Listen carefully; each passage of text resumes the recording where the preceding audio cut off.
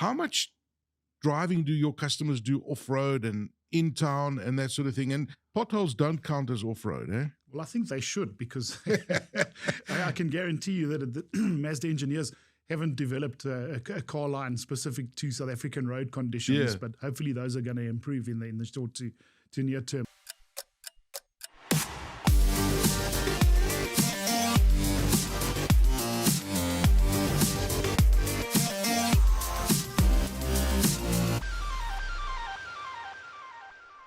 Hello, it's Anastasiou here, and it's a great pleasure to welcome you. And it's also wonderful to welcome our first guest in the motoring section. What's next in motoring? And it's Craig Roberts. You may remember we spoke to him just a few days ago about the brand new CX-60. Craig, of course, is the managing director for Mazda South Africa. Craig, great to see you in person. And I guess this is nicer than doing it, virtually and not being able to be in such close proximity. How are you doing? I'm doing great, thanks, Aki, and it's great to be with you and specifically in studio to get away from, I suppose, that online environment where things are not that perfect as they are in studio. So really good to be here. Great to be here. And I see outside there was the CX-60 park, and I've been noticing them since our last conversation. It's a magnificent vehicle. I just love the styling of this new CX-60, which we're going to unpack today. But, I was just thinking about it because I'm a big fan of ergonomics and styling and just getting that balance right between efficiency and performance. You can see sometimes vehicle manufacturers get it completely wrong and it's not well balanced, right? But in this case, I think that Mazda with the CX-60, you guys have got that performance and efficiency perfectly balanced. How did you guys go about doing it? Okay, it's great that you've actually picked up on that, because it is something that is intrinsic to what Mazda have been trying to achieve over a very long time. And that word balance, harmony, those are really, really important elements of the whole design and the whole process that a Mazda engineer, a Mazda R&D team, product team, etc., would actually look very carefully at.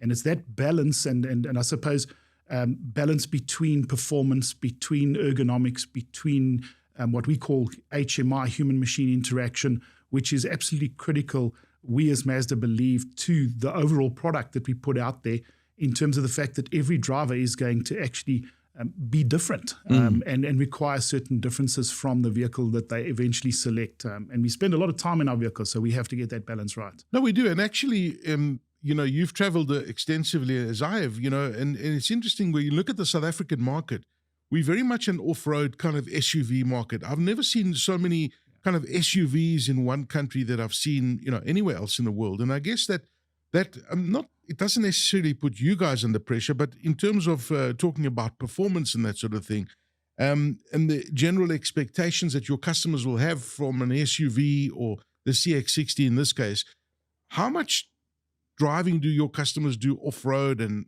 in town and that sort of thing? And potholes don't count as off-road, eh? Well, I think they should, because I can guarantee you that the Mazda engineers haven't developed a car line specific to South African road conditions, but hopefully those are going to improve in the short to near term. But in terms of off-road driving, I think what you're trying to get me into here is a bit of an argument which might blow up online in terms of how much driving people in South Africa actually do off-road. And I suppose there's varying levels of off-road driving. It might be that is climbing a pavement to find a parking at a shopping center off-road driving, but it's not debatable. But it's interesting. We collect lots of data. There's a lot of data available these days, way more than there were even sort of in a short 3-year period previously, on driving behavior, where people actually drive. And some of that data is very interesting, because it probably is a perceived idea that South Africans want their vehicles to have the capability to go off-road. But very few, in fact, actually do drive in off-road conditions of any varying sort of level.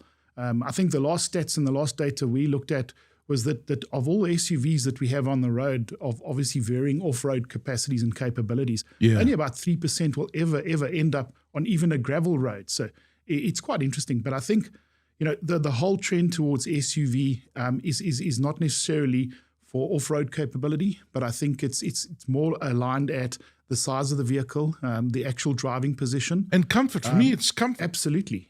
Space, you mentioned the ergonomics, those sorts of elements. And I think those are easy to accommodate or easier to accommodate in an SUV type vehicle. Yeah. Ride height is important. I mean, we mentioned our road conditions. We're not going to harp on that. But I think road height and actual driver seating position is critical in a driving environment such as South Africa. And that's what customers are looking for. And hence, I think one of the elements that is sort of created this move, to where SUVs dominate. It's fascinating. It's absolutely fascinating. And it's true. Hey, I mean, once you drive into a higher vehicle, it's so difficult to go back to driving a regular 100%. Sedan. And I love sedans as well. But it's difficult to adjust. For me personally, and I'm talking about personally and personalization. One of the new features of the CX-60, and I was trying to get my head around it since we last spoke last time. It's the driver personalization technology that you've got in. So explain to me how it works, because I was reading a lot about it, because no other vehicle that I'm aware of has got this technology. So it's basically looking at you and understanding who's the driver by looking at your eyes, and then you personalize the experience just based on who the user is that the technology picks up. Is that, do I understand it correctly? Yeah, absolutely. I think you've given it a good précis or a good summary there. But I think, in essence, the whole personalization thing talks to the fact that every driver has a need for a different experience from their car. And, this driver personalization system, which we believe is a first in specifically the South African market in a vehicle of this type, basically, as you mentioned, it's a camera that will pick up from a facial recognition perspective, once you are in the car, so once you're seated in the driver's seat,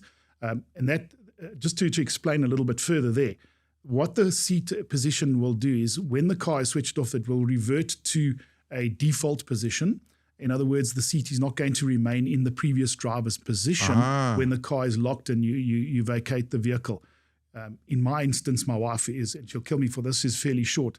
So there's no ways I would even be able to get into the car to have the facial recognition work. So it does go to a default position. So but if you be able to get in. Sorry to interrupt you, but if you drive it every day, can you stop it from going to that default position? Is there a setting that you can say? There is. There is a setting, so you can deactivate. So your default position becomes driver 1 as an example. Right. Once you're in the driver's seat, the camera picks up, does facial recognition, and then reverts to the preset settings for that recognized person or face that it's picked up.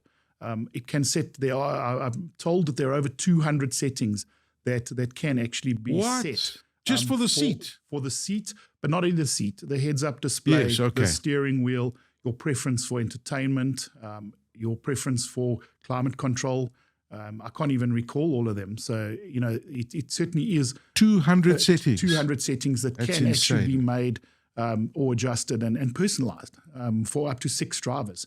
So it really is it's a fantastic feature. And I think it's a feature that you will use in many instances. So many of the vehicles we have out there are loaded with tech. They're loaded with features. They're loaded with equipment, optional extras.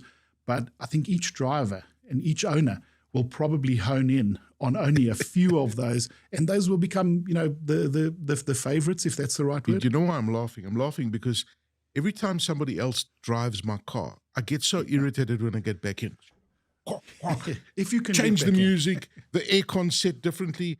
In this case, I get into my Mazda CX-60, it sees that it's Aki, and then it just sets everything up. How long does it take, just out of interest, to adjust the seat and all that sort of thing? It would depend on how many settings you loaded into, and but really, it's not going to make you late for work. It really is literally, in the region of a couple of seconds. That is gets brilliant, everything going, because it works. Everything goes simultaneously. Gee, that is absolutely fantastic. Now, this vehicle is actually packed with features. I mean, even the outside camera system. I was watching some videos online, and it's almost makes the car invisible. I don't know how you guys do that with that camera system that's around the vehicle. Talk to us about some of the other features on the CX-60. I mean, that is also a great feature, and a feature that I think will be used. It will be something that you as a driver will become familiar with, and you'll actually get value out of it. The 360 view monitor basically involves cameras all around the vehicle, right? And we call it a see-through view. So it basically looks as if you can see through the front end of the car, the rear end of the car, the side end of the car, and to what obstacles, etc., might be in the way. Yeah. So, the likelihood of you actually going into a curb or something on the side, swinging the car too hard when you might be reverse parking, etc., should be taken out of the equation. And it's a fantastic feature. It's almost like science fiction. Yes. You can see through the car. It's almost as if you can actually see it's through actually the a bit front freaky, bumper, but it's very what's cool in front of you. But it's all handled via a number of cameras positioned strategically around the vehicle, obviously then to the monitor in the car. Is that your favorite feature? Do you have other favorite features of the vehicle? I think the two that we've spoken of are probably my favorite features. But there are also standard features, which, for me, are just they have to be in a car. And some of them are pretty staid. They're pretty standard across vehicles. But, a proper heads-up display, I think, is fantastic from a driving safety perspective. Proper cruise control, a really sort of decent cruise control, probably even radar cruise control, which we call MRCC, is another favorite. The 360 monitor, probably the list is extensive. So, but I think also for me, design, one thing that really stands out for me from a Mazda perspective, and I know I'm biased, I have to be biased, is the fact that the Mazda these days has a distinctive design. It can be seen. You won't not recognize a Mazda on the road. But I think that SUV design has become a little bit bland, or maybe bland is not the right word. It's become a little bit uniform. No, this car's got character. Yes. I mean, I was looking at even the front grille. That front grille's been completely redesigned. When you look at the front headlamps, for example. Absolutely. I mean, that for me is, I don't know, maybe it sounds a bit weird to say this, but that's the face of the car for me. I always have a conversation and I pretend that it's a car face. And I go, And the Mazda one's got a really rugged face, and I can't describe it, but that front grille has been completely redesigned. It's distinctive, and I think it's a balance as well. You mentioned the word rugged, tough. Yeah. It gives that impression, but then it also can, give off the impression that it's refined. It can also be viewed as elegant. And Craig, the other thing I've been reading a lot about is, and you and I are fairly tall guys, right, is the cabin space inside. Absolutely. It's very, very spacious. How on earth did they get that feeling of giving you an ample room? Because I hate being in a car where I feel claustrophobic. The CX-60's cabin space has been designed to make me feel very, very comfortable. It's part structural design, so it is slightly higher, it is slightly broader, etc., than a number of SUVs that you would put into the same category, or segments as we call it in the industry. But I think it's also a lot of perception. I think the whole less is more, minimalistic. The cabin is less cluttered. And that gives you the impression and the feeling that it is more spacious. I think, the fact that for me, and we don't often sit in the rear of our vehicles, but we do have people that do, when we take people anywhere, and the rear sort of space from that perspective, headroom as I call it, is even more remarkable. But it's part design, part engineering, and then also part, I suppose, perception, or the created perception of this uncluttered, harmonious space. Listen, you guys are onto a winner here. I can just feel it, and I'm not biased sitting here talking to you, but the car is really a magnificent vehicle. And I've been reading a lot of the reviews, internationally about it. But, any vehicle a vehicle can be as brilliant as it is. If you don't offer the right backup in the country, then there are shortfalls. Now, talk to us about the warranties of the new CX-60 and the services. And of course, Mazda has been here for many years. I don't know, how many years has Mazda been in the country for? Mazda's been in South Africa in a number of different guises. Yes. But in total, we're heading towards 60 years. Okay. So there you go. That answers the question of, the commitment to being here. The reason I can equate and give you an accurate answer in the 60 is because they arrived in my year of birth. So I've established that. So. Okay. All right. So you'll never forget that. Eh? No, definitely not. But from a backup perspective, you mentioned, for example, the warranty and service plan that we have on the vehicle. We've gone to market with, again, a first. We've increased our 3-year unlimited service plan and mileage warranty to 5 years with CX-60's introduction. Is that services as well? That's services as well as warranty, and it's an unlimited mileage. Most warranties and service plans will have a mileage limitation. Wow. So that caters to the driver who does low mileage, but also the driver who does extensive mileage and spends a lot of time in their vehicle, So business tool, etc. if I do 200,000 kilometers in a 5-year thing, my services are covered. That is brilliant. Yeah. So we believe that talks to the whole value proposition that the car does bring to market. And it's as I say, it's a first for us, and it's also a first in the Mazda world. We've got markets that have got 5-year unlimited warranty, but we've got a first in terms of having a 5-year unlimited mileage service plan on this vehicle. So service is covered for an unlimited amount of mileage for 5 years, and that can also be extended to 7 and even 8 years beyond the 5 years. So. We were talking last time. I think you told me there was a guy who a customer is at 1 million kilometers. We've got close guys, to that. Yes, yeah, and we're quite proud of that. We love our customers to share those stories with us. We've got customers who will do 400 Ks in a day. With on these plans, etc. I mean, we see them for service events.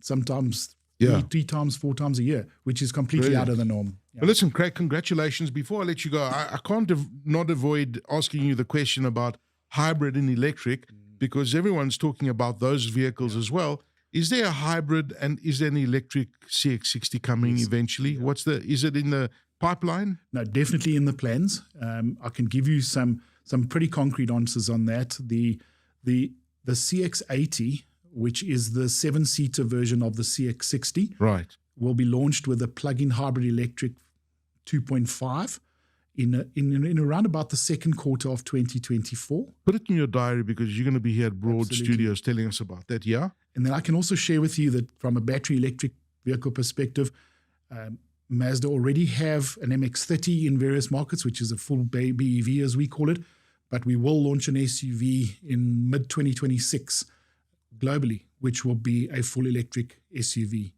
Fantastic. Battery electric vehicle SUV. Craig Roberts, thank you for joining us here at Broad Studios and talking to us about what's next in motoring and the CX-60. We do appreciate your time. And if that hasn't whet your appetite to get behind the wheel and test drive that Mazda CX-60, I don't know what will. It's a magnificent looking vehicle. It drives like a dream. And if you look at that warranty, unlimited mileage, 5 years, services included, it's a good deal. But don't listen to me. Drive it yourself and then decide. Thank you for joining us on What's Next in Motoring. Goodbye from Anastasiou.